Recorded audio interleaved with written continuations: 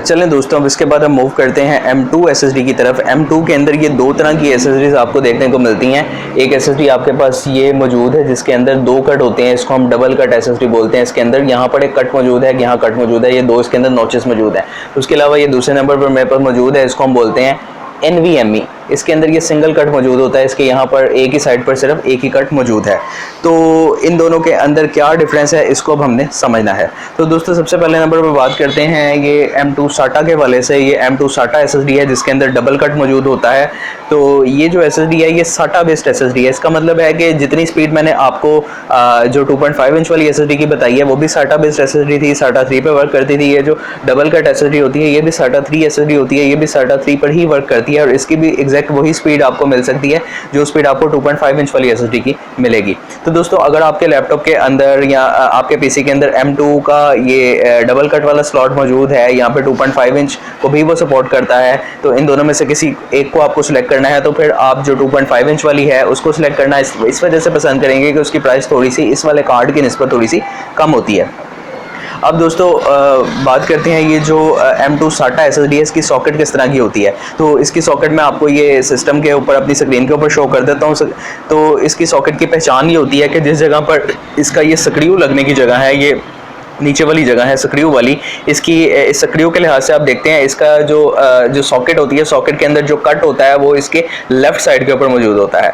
तो इस स्क्रू के लिहाज से अगर लेफ्ट साइड के ऊपर कट मौजूद है तो इसका मतलब ये है कि आपकी जो सॉकेट है उसमें डबल कट SSD आराम से लग जाएगी। आप डबल कट SSD उसके अंदर यूज़ कर सकते हैं, लेकिन उस सॉकेट के अंदर आप सिंगल कट SSD यूज़ नहीं कर सकते, क्योंकि सिंगल कट SSD आप उसमें इंसर्ट करने की कोशिश करेंगे तो उसके अंदर हिंड्रेंस आ जाएगी, रुकावट आ जाएगी, सिंगल कट SSD उस सॉकेट के अंदर बैठेगी ही नहीं।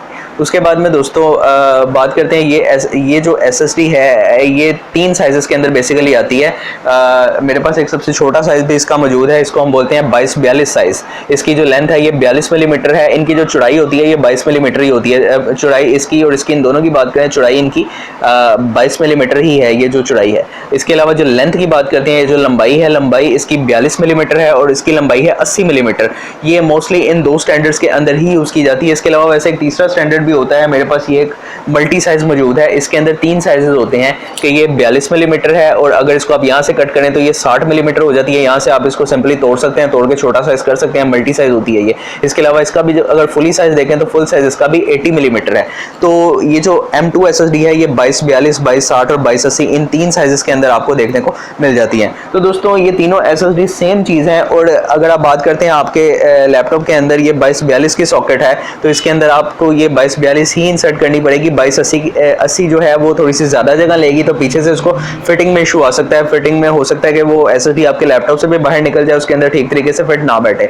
ओवरऑल अगर आप ये बात करें, आप किसी तरह से कोई जुगाड़ लगा के किसी तरीके से आप इस SSD की जगह ये इंसर्ट कर देते हैं तो ये चल जाएगी, क्योंकि ये इनका जो साइज़ होता है इनकी परफॉर्मेंस पे इफेक्ट नहीं करता। इनके साइज़ का मतलब ये नहीं है कि इसकी सॉकेट में ये नहीं चलेगी या इसकी सॉकेट में ये नहीं चलेगी। इस SSD की सॉकेट में ये छोटे साइज़ वाली भी चल जाएगी, छोटे साइज़ वाली की सॉकेट में बड़े साइज़ वाली भी चल जाएगी। छोटी और बड़ी SSD एक दूसरे की सॉकेट में लग जाती हैं, लेकिन वो एक अलग इशू है कि ये लग जाएगी लेकिन आपका लैपटॉप बंद ना हो, लैपटॉप के अंदर कोई यानी कोई रुकावट आ जाए इस SSD की वजह से उसको बंद होने में, तो वो एक अलग इशू है। इसी तरह से अगर ये बड़ी सॉकेट मौजूद है वहाँ पर आप ये छोटी भी लगा देंगे लेकिन ऊपर का जो हिस्सा है SSD की जगह का वो खाली रहेगा, तो आप टेप वगैरह से भी इसको वैसे चिपका के यूज़ कर सकते हैं चलने को। ये SSD भी बड़ी सॉकेट वाले में चल जाएगी, लेकिन रिकमेंडेड नहीं होगी। उसकी वजह यही है कि इसके एग्जैक्ट इसके मुताबिक वहाँ पर अगर स्क्रू मौजूद नहीं हुआ तो वो फिर आप उसके अंदर इजीली नहीं लगा सकेंगे। अक्सर लैपटॉप ऐसे होते हैं उनके अंदर 2-3 जगहों पर स्क्रू लगे होते हैं, मतलब कि 42 मिलीमीटर के बाद भी एक स्क्रू लगा होता है, 60 मिलीमीटर के बाद भी एक स्क्रू लगा होता है और 80 मिलीमीटर के बाद भी स्क्रू लगा होता है। तो उसमें ये होता है कि आपके पास ऑप्शन होती है, आप तीनों में से जोन सा साइज मर्जी यूज़ कर लें। अब ये एक मल्टी साइज SSD मौजूद है, ऑल्दो मैं इस वाली को ये जो WD है ये मलेशियन है, इसको मैं रिकमेंड तो नहीं करता, लेकिन ये उन्होंने डिज़ाइन ही इस तरह से की हुई है कि इसकी जो मशीनरी का पार्ट है जिसके अंदर यानी कि चिप मौजूद होती है, चिप सिर्फ अगले हिस्से में मौजूद है। ये जो 2 हिस्से हैं ये बिल्कुल एक्स्ट्रा हिस्से हैं। अगर आपको 42 चाहिए आप यहाँ से इसको थोड़ा सा जोर लगाएंगे ये ऐसा टूट जाएगा, इतने से साइज़ में हो जाएगी। अगर आपको 60 चाहिए तो आप इसको यहाँ से तोड़ लेंगे, 60 मिलीमीटर भी आपके लैपटॉप में ये लग सकती है। और अगर आपको 80 मिलीमीटर के लिए चाहिए तो आप ये पूरी की पूरी एज इट इज इसको अगर लगा दें तो ये 80 मिलीमीटर इसका साइज़ है। तो इन SSD को नॉर्मली मिलीमीटर के लिहाज से वैसे तो इनका साइज़ होता है, लेकिन इनको ऐसे ही बोलते हैं 2242, 2260 और 2280। अब ये जो तीनों SSD मैंने बताई हैं, मैंने आपको शुरू में ही बता दिया, ये तीनों SATA बेस्ड हैं, तीनों एक ही चीज़ है। सिर्फ फ़र्क किस चीज़ का इन तीनों के अंदर, सिर्फ और सिर्फ साइज़ का फ़र्क है। तीनों जो SSD है उनकी स्पीड भी बिल्कुल एक जैसी है, उनकी परफॉर्मेंस भी बिल्कुल एक जैसी है। बाकी कंपनी टू कंपनी अगर हम बात करें तो परफॉर्मेंस में फ़र्क पड़ेगा। जैसे कि किंगस्पेक जो है एक बहुत अच्छी कंपनी है, गोल्डनफर भी एक बहुत अच्छी कंपनी है, इन दोनों की परफॉर्मेंस सबसे अच्छी समझी जाती है। उसके बाद ये जो WD है, जो कि मैं आपको रिकमेंड नहीं करता, ये ओरिजिनल WD नहीं होती है, मलेशियन होती है, तो ये आपको मैं इसी वजह से रिकमेंड नहीं करता। मार्केट में आपको इसकी कम प्राइस मिल जाएगी, लेकिन ये जो है इसकी ये मैंने वैसे खुद यूज़ की हुई है। इसकी जो हेल्थ है टाइम के साथ साथ ग्रेजुअली डिक्रीज़ होने लग जाती है, कम होते होते एक टाइम के बाद आकर ये SSD जो है वर्क करना बंद भी कर देती है, ख़राब भी समटाइम हो जाती है। उसके बाद दोस्तों बात करते हैं NVMe SSD की। ये सबसे लेटेस्ट टाइप की SSD है जो कि PCI Express स्लॉट के PCI Express बेस्ड होती है। इस SSD का फ़ायदा सबसे ज़्यादा ये है कि इसकी जो स्पीड है वो सबसे ज़्यादा होती है। सबसे पहले आइडेंटिफाई करते हैं कि आपके लैपटॉप में NVMe लगेगी या नहीं लगेगी, उसकी सॉकेट आप किस तरह से देखेंगे। तो दोस्तों आपकी स्क्रीन पर मैं सॉकेट शो कर देता हूँ। वैसे आप इस तरह से देख सकते हैं कि आपके पास यहाँ पे जो स्क्रू मौजूद है, जिस जगह पर ये स्क्रू लगा हुआ है, इस स्क्रू के लिहाज से अगर आपकी सॉकेट में राइट साइड पर कट मौजूद है तो ये NVMe SSD उसके अंदर लग जाएगी। ठीक है जी, ये स्क्रू है, इस स्क्रू के लिहाज से अगर राइट साइड के ऊपर कट मौजूद है, लेफ्ट पर कट मौजूद नहीं होगा तो ये SSD उसके अंदर लग जाएगी। NVMe की जो सॉकेट होती है उसका फायदा ये होता है, उसके अंदर ये NVMe भी लग जाती है, उसके अंदर वो जो डबल कट SSD मैंने आपको पहले दिखाई है तीन, वो तीनों भी लग सकती हैं।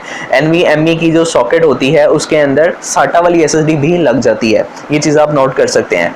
दूसरा, अगर SATA की सॉकेट हो तो उसके अंदर NVMe नहीं लगती, तो ये चीज़ आपको पता होनी चाहिए कि NVMe की सॉकेट में SATA लग जाएगी और NVMe भी लग जाएगी, लेकिन जो SATA की सॉकेट होगी उसमें सिर्फ SATA लगेगी, उसमें NVMe नहीं लगेगी, क्योंकि ये जो NVMe है SATA की सॉकेट में फिट ही नहीं बैठेगी। तो ये चीज़ आपको पता होनी चाहिए। उसके बाद में दोस्तों ये जो SSD है ये इतनी इंपॉर्टेंट क्यों है, उसकी वजह ये है कि ये जो SSD है ये PCI Express बेस्ड होती है और इसकी जो स्पीड है, जो आपके पास दूसरी जो SATA की SSD है उनकी निस्बत बहुत ज़्यादा होती है। SATA की स्पीड मैंने आपको बताई है ऑलमोस्ट कोई यानी 450 से 550 MB के करीब आपको स्पीड टेस्ट के अंदर देखने को मिल जाती है। लेकिन अगर आप इसकी बात करते हैं, ये जो NVMe SSD है इसके अंदर 2-3 तरह की अब SSDs आती हैं। अब ये जो मेरे पास किंगस्पेक मौजूद है, इसकी जो राइट स्पीड है ये 1700 MB पर सेकेंड है, इसकी जो रीड स्पीड है ये 2400 MB पर सेकेंड मौजूद है। तो इसके अलावा इसके अंदर इससे भी हाई क्वालिटी की कुछ SSDs आती हैं, मतलब कि ये जो XPG में आती है, मेरे पास SX 8200 Pro पड़ी हुई है, उसकी तकरीबन 3000 MB राइट होती है और 3500 MB उसकी रीड स्पीड होती है। तो उस हिसाब से उनकी प्राइसेस भी ज़्यादा होती है, मतलब इसकी जो प्राइस होगी उसकी प्राइस उससे तकरीबन कोई 3-4 हज़ार रुपये ज़्यादा होगी और उसकी स्पीड भी जो है इस वाली SSD से ज़्यादा होगी। दूसरा दोस्तों, ये SSD ख़रीदने से पहले आपको ये चीज़, सबसे पहले तो ये चीज़ देखनी पड़ती है आपके मदरबोर्ड के अंदर ये लगेगी या नहीं लगेगी, क्योंकि अगर आपके मदरबोर्ड में SATA वाली सॉकेट है तो ये आप इंसर्ट करेंगे, ये अंदर इंसर्ट ही नहीं होगी। दूसरे नंबर पर आपको ये देखना पड़ेगा कि आपका जो मदरबोर्ड है वो NVMe को सपोर्ट भी करता है कि नहीं करता। तीसरे नंबर पर आपको ये भी देखना पड़ेगा आपका जो PC है उसका जब आप बायोस ओपन करते हैं वहाँ पर बूटिंग के ऑप्शन जहाँ पे होते हैं वहाँ पर NVMe का भी ऑप्शन होना चाहिए। वहाँ पर अगर NVMe का ऑप्शन होगा तभी NVMe से आपका जो सिस्टम है बूटिंग करेगा, तभी आप इससे जो भरपूर फ़ायदा है वो उठा सकेंगे। अदरवाइज़ इस SSD को ख़रीदा जाएगा किसी हद तक, ये आपको परफॉर्मेंस अच्छी देगी भी, लेकिन अगर आप इसको बूटिंग के लिए यूज़ नहीं कर सकेंगे तो आप इसे मुकम्मल तौर पर फ़ायदा नहीं उठा सकेंगे। उसके बाद दोस्तों एक लास्ट नंबर पर मैंने सोचा ये SSD के बारे में बता देता हूँ। इसको M1 भी बाज़ोकात कहते हैं, ये या बाज़ोकात इसको M SATA भी बोलते हैं। M1 या M SATA इसको बोला जाता है। ये एक पुराने टाइप की SSD है। ये जो M2 SSDs आई हैं उनसे पहले ये वाली SSD अक्सर आया करती थी। ये चौड़ाई में काफ़ी बड़ी SSD है, मेरा ख्याल है इसका 1.8 इंच साइज़ होता है। तो कुछ लैपटॉप्स होते हैं उनके अंदर यही SSD लगती है। तो ये जो SSD है बताने का मकसद सिर्फ ये है कि इस SSD की जो स्पीड है ये भी SATA बेस्ड होती है। इसकी भी 450 से 550 MB के करीब आपको स्पीड मिल जाएगी। इसकी जो सॉकेट है इसके अंदर जितनी भी मैंने आपको बाकी SSD बताई हैं वो इसकी जगह नहीं लग सकती। इसकी अपनी सॉकेट होती है और इसकी सॉकेट बिल्कुल इसके ये जो कट हैं इसके लिहाज से डिज़ाइन होती है। अच्छा दोस्तों, अब चूँकि मैं SSD के हवाले से बात कर रहा हूँ तो मैं आपको एक और यहाँ पर नॉलेज की बात बताना चाहूँगा। अक्सर लैपटॉप होते हैं उनके अंदर लोग सॉकेट देखते हैं कि जी यहाँ पे M2 की सॉकेट मौजूद है और वो जाकर M2 की SSD ऑर्डर कर लेते हैं और ख़रीद कर ले आते हैं। तो दोस्तों सिर्फ M2 की सॉकेट होना ही काफ़ी नहीं है, बहुत सारे लैपटॉप ऐसे हैं, डेल के भी हैं, HP के भी हैं, मैंने देखा है M2 की सॉकेट वहाँ मौजूद होती है, लेकिन वो M2 की सॉकेट उन्होंने जो डिज़ाइन की होती है वो SSD के लिए डिज़ाइन नहीं हुई होती। वो जो M2 की सॉकेट होती है सेम उसी साइज़ का एक सिम का जो कार्ड होता है वो भी मिलता है। बाज़ लैपटॉप होते हैं उनके अंदर सिम की सपोर्ट के लिए उन्होंने वो M2 की सॉकेट के जैसा ये कार्ड बनाया होता है, वो कार्ड उसके अंदर लगता है तो उसके अंदर फिर सिम चल सकती है। उसके अंदर अगर आप SSD लगाएंगे तो वो SSD वर्क नहीं करेगी। तो आपको जब भी SSD खरीदनी है आपको हमेशा पहले इस चीज़ पर रिसर्च कर लेनी है कि आपकी जो M2 की स्लॉट मौजूद है ये आया कि SSD की ही स्लॉट है। अगर SSD की स्लॉट वो नहीं है तो फिर आपको जो SSD है वो ऑर्डर नहीं करनी है। तो दोस्तों मैंने अपनी तरफ से कोशिश की है कि जितनी भी मेरे पास मालूमात थी वो सारी की सारी आपके साथ शेयर कर दूं। अगर इसमें फिर भी कुछ कमी रह गई है तो आप मेरे से मैसेज करके व्हाट्सअप का नंबर मेरे चैनल के बोर्ड में दिया हुआ है, वहाँ पे भी पूछ सकते हैं और इस वीडियो के नीचे कमेंट करके भी मेरे से SSD के बारे में कोई डिटेल्स ले सकते हैं। तो दोस्तों इस वीडियो को देखने का बहुत बहुत शुक्रिया, अपना ख्याल रखिएगा, अल्लाह हाफिज़।